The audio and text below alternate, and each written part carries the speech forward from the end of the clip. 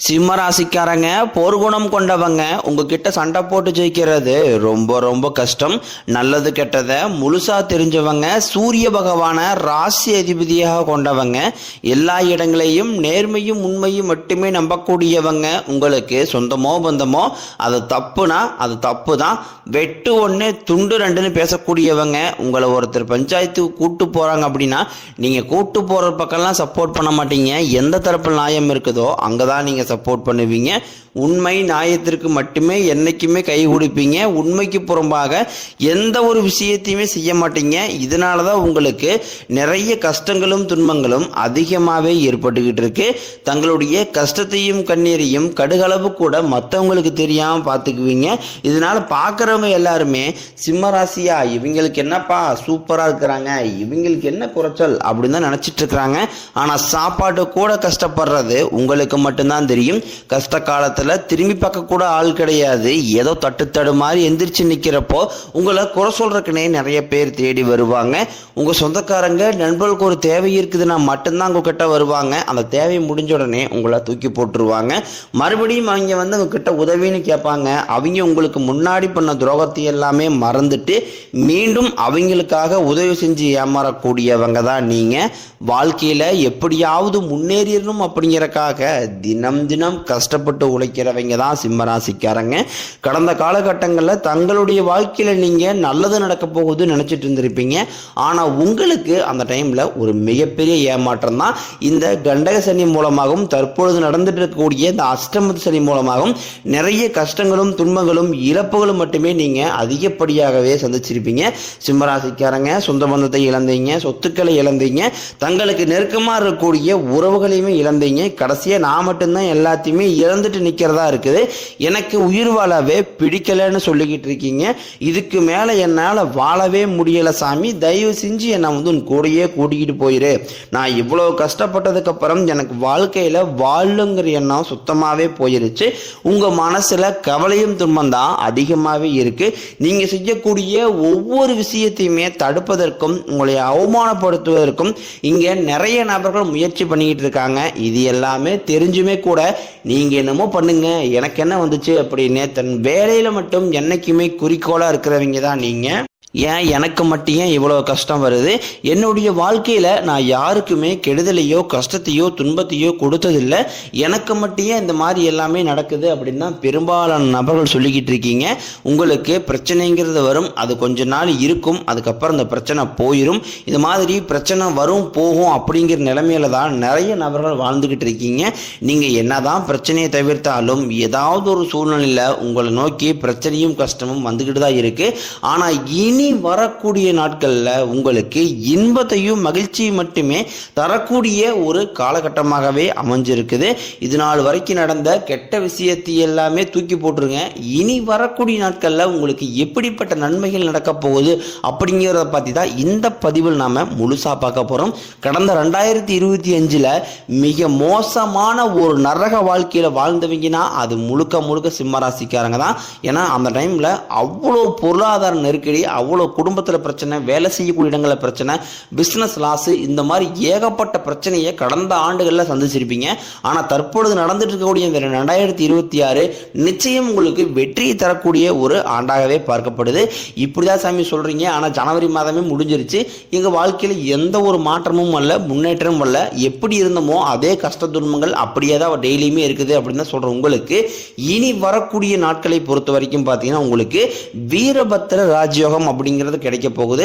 அது என்ன சாமி வீரபத்திர ராஜயோகம் அப்படின்னு நிறைய பேர் கேட்பீங்க. அதாவது பார்த்தீங்கன்னா சுக்கிர பகவானும் புதன் பகவானும் சேர்க்கை பார்த்தீங்கன்னா அடுத்து வரக்கூடிய 90 நாட்களுக்கு இருக்க போகுது. இதனுடைய பலன்களானது உங்களுக்கு முழுமையாக கிடைக்க போகுது. இந்த இடைப்பட்ட 90 நாட்களில் பார்த்தீங்கன்னா நீங்கள் எதிர்பார்க்காத நீங்கள் ஒரு ஆச்சரியப்படக்கூடிய விஷயங்கள் எல்லாமே, நல்ல ஒரு மாற்றங்கள் எல்லாமே இந்த இடைப்பட்ட 90 நாட்களுக்குள்ள உங்களுக்கு நிகழப்போகுது.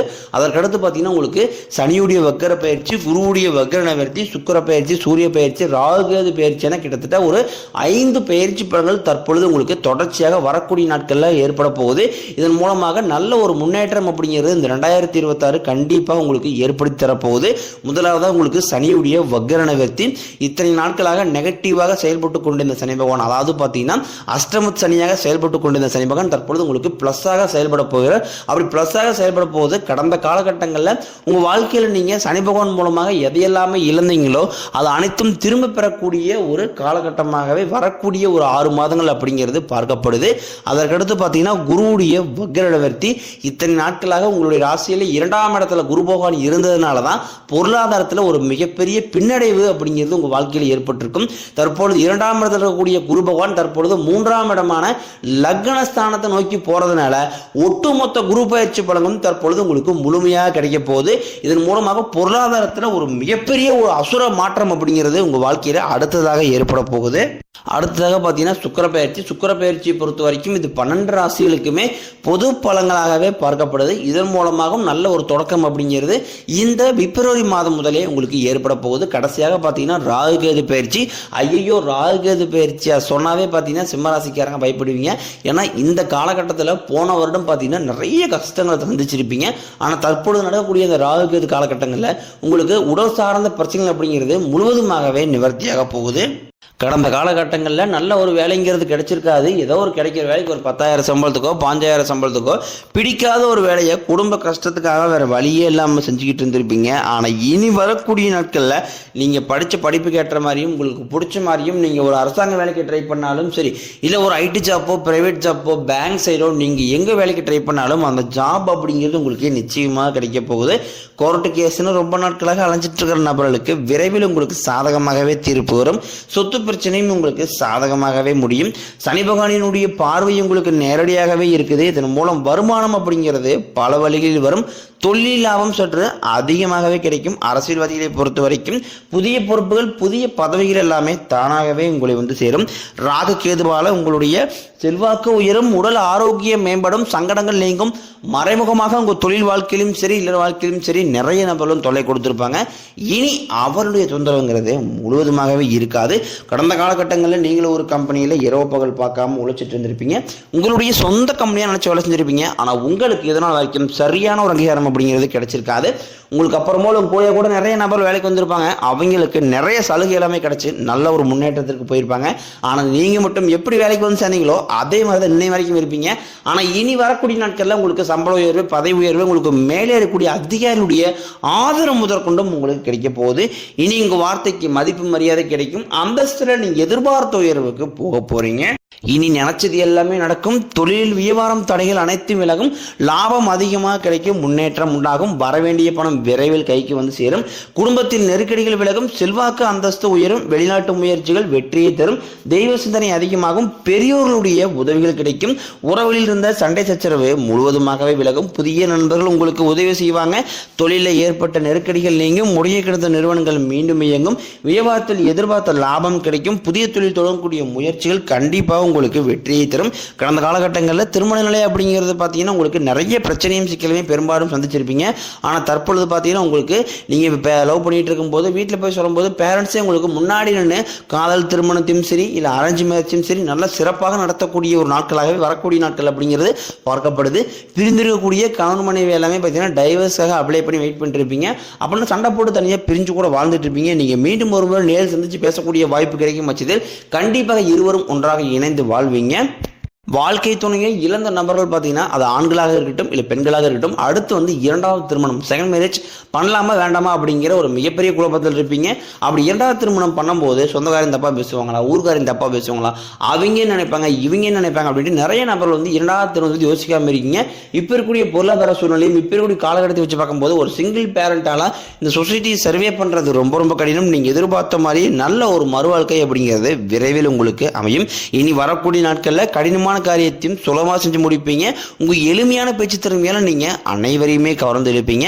சிம்மராசியை பொறுத்த வரைக்கும் நீங்கள் ஆண்களோ பெண்களோ அரசு வேலையோ தனியார் வேலையோ கூலி வேலையோ நீங்கள் எதிர்பாராத வருமானம் அப்படிங்கிறது உங்களுக்கு இரட்டி மடங்காக கிடைக்க போகுது. சேமிப்பு அப்படிங்கிறது பல மடங்காக உயரப்போகுது. இதன் மூலமாக கடந்த காலகட்டங்களில் ஏற்பட்ட கடன் பிரச்சனை அனைத்தும் தற்பொழுது முழுவதுமாகவே ஒரு பைசா கடன் இல்லாமல் அனைத்தையுமே கட்டி முடிக்க போறீங்க. உங்களுடைய வளர்ச்சி மூலமாக உங்களுடைய குடும்ப உறவுகளுக்கும் உங்களுடைய நண்பர்கள் சொந்தக்காரங்க இவர்கள் மத்தியும் நிறைய மனக்கசப்பு இவர்களெல்லாம் வரக்கூடிய வாய்ப்பு இருக்கும் பட்சத்தில் உடனடியாக அவர்களை விட்டு விலகி இருப்பது உங்களுக்கு ரொம்ப ரொம்ப நல்லது. இல்லாத பட்சத்தில் உங்களுடைய வாழ்க்கை முறையே தலைகீழாக மாறக்கூடிய வாய்ப்புகள் ரொம்ப ரொம்ப அதிகம். குறிப்பாக குடும்ப உறவுகள் மத்திய ரொம்பவே ஜாக்கிரதையாக செயல்படுவது ரொம்ப ரொம்ப நல்லது.